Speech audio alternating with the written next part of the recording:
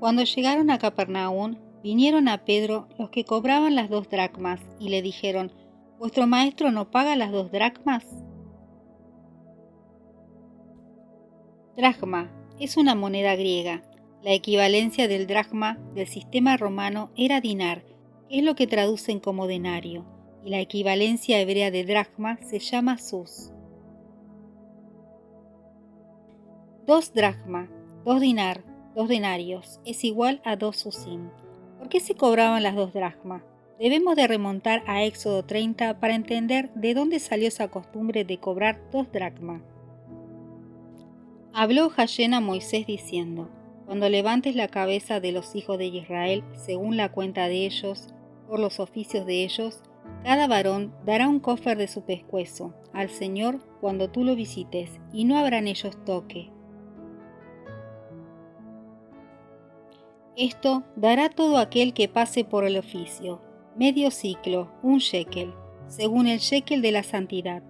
El shekel es de 20 geras, medio shekel será una terumá para Hashem.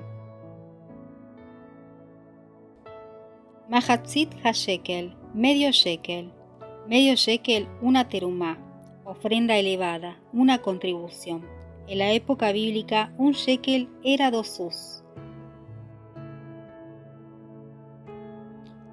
Pero ya en la época del Segundo Templo, los líderes de Israel habían incrementado esta medida de shekel. Ya entonces el shekel del templo bíblico vino a ser la mitad de la moneda que se llamaba sela.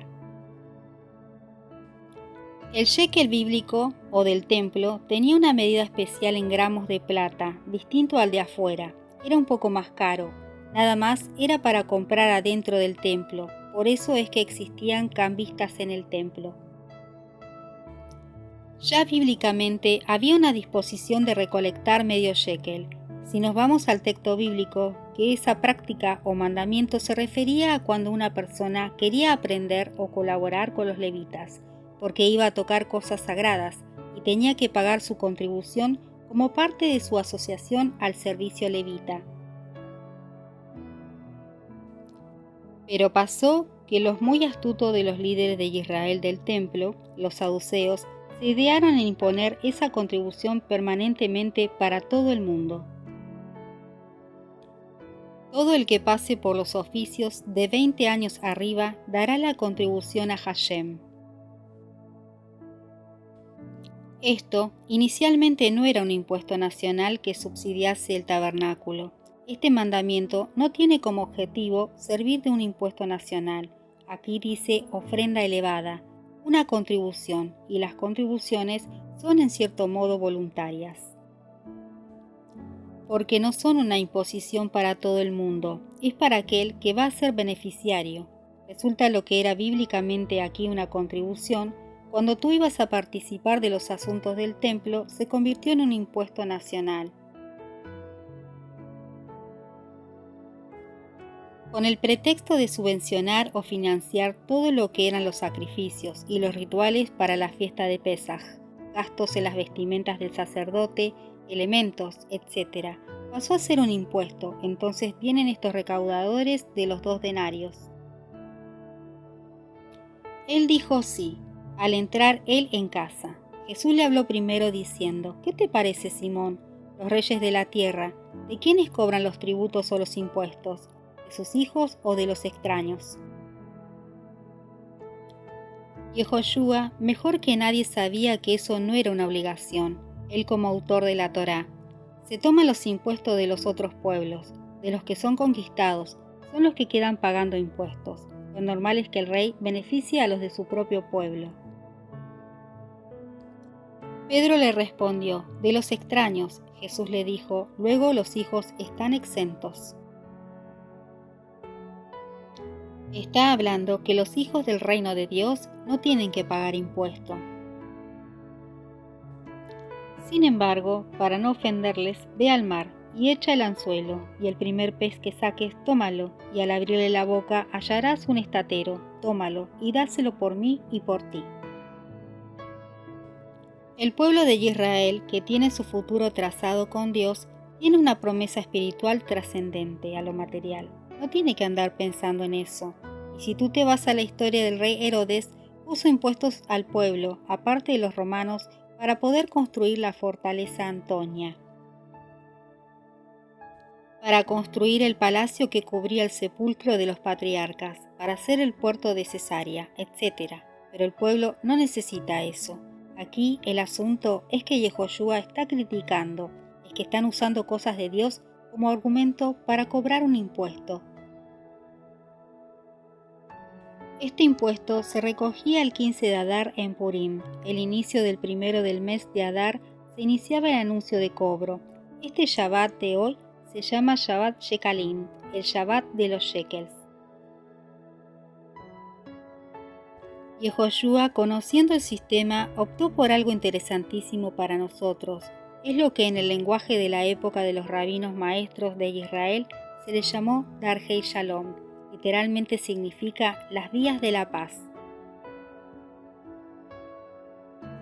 Yehoshua dice a Pedro la Torá no dice eso, sin embargo, Darhei Shalom, para no traerles tropiezo, para no empezar a discutir si eso va o no va, y lo envía a Pedro a buscar un pescado, en donde su boca encuentra las monedas.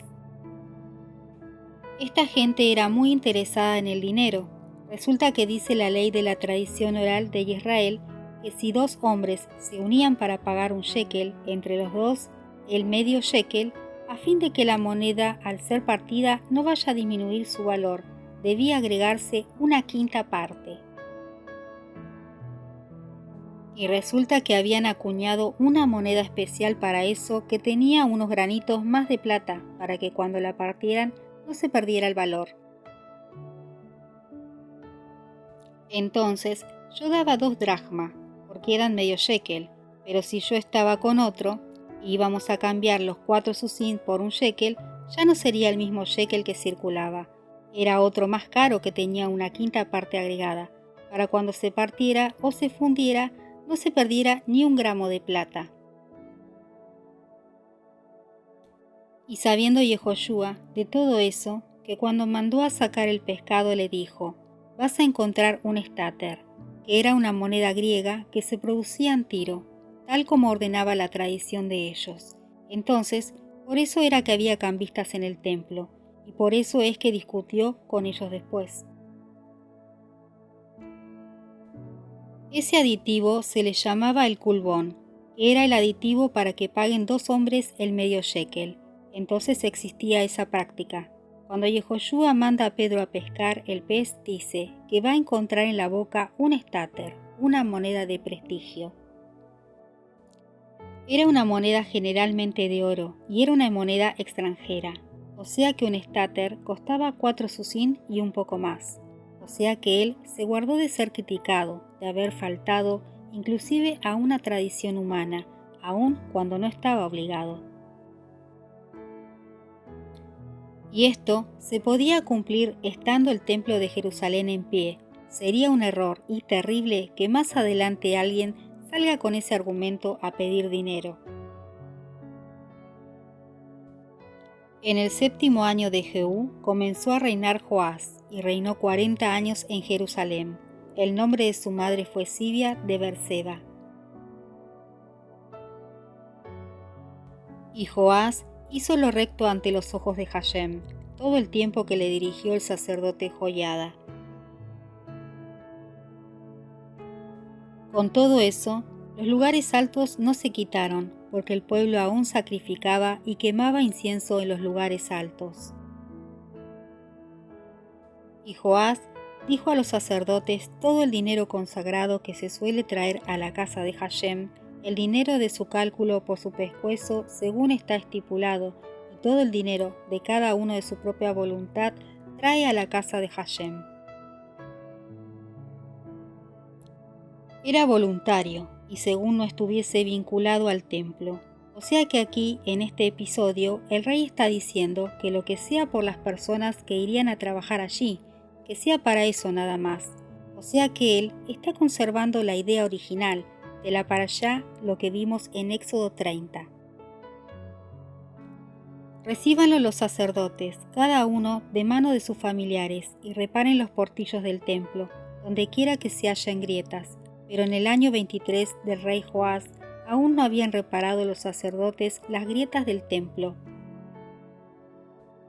Llamó entonces el rey Joás al sumo sacerdote Joiada y a los sacerdotes y les dijo: ¿Por qué no reparáis las grietas del templo?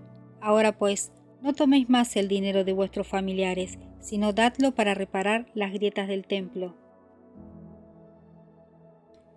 No habían reparado porque eso le tocaba a ellos, y esa plata, que era para la pensión de las personas, era para eso, para la casa del Señor.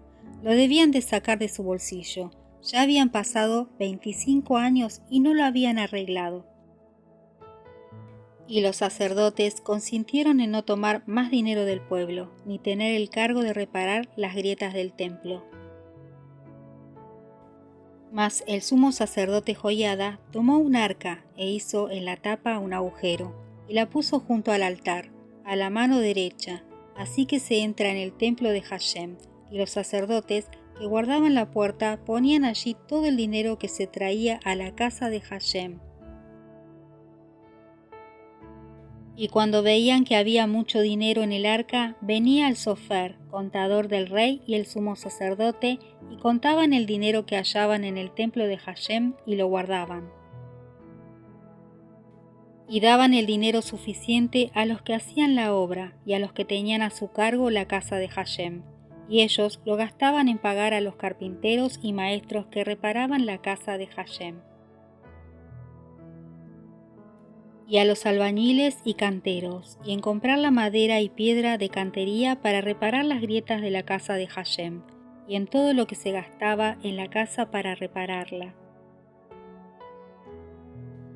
Mas de aquel dinero que se traía a la casa de Hashem no se hacían tazas de plata, ni despabiladeras, ni jofainas, ni trompetas, ni ningún otro utensilio de oro ni de plata se hacía para el templo de Hashem. Entonces se hizo una situación de equilibrio. El sumo sacerdote le dio consejo al rey: no van a pedir antojos para ellos de lujo, y sino poner una cajita allí al lado del altar. Cuando venga una persona, voluntariamente depositaba su contribución, porque quiere voluntariamente ayudar al templo. Y cuando esa plata esté allí, se le da a un concesionario, a unos contratistas que no sean los sacerdotes, sino que contratar agentes externos que vengan y hagan el trabajo. Porque lo daban a los que hacían la obra y con él reparaban la casa de Hashem. Y no se tomaba cuenta a los hombres en cuyas manos el dinero era entregado, para que ellos lo diesen a los que hacían la obra, porque en emuná, fidelidad, ellos eran hacedores. Fielmente, con emuná, sabían que Dios los estaba viendo, porque la emuná es Dios. De manera como dice el Evangelio: todo lo que hagáis, hacedlo como para el Señor. El dinero por el pecado y el dinero por la culpa no se llevaba a la casa de Hashem, porque era de los sacerdotes. El cofer que se entregaba se daba a los sacerdotes, quienes instruían en el oficio, y para cofer para que no muriesen. Cualquier especialidad que había en el templo, una persona podía aprender y pagaba, cualquiera de Israel que podía acceder dentro de esa fidelidad. Tenían que pagar ese tiempo de cláusula, de confidencialidad y del tiempo que se iban a tomar enseñando.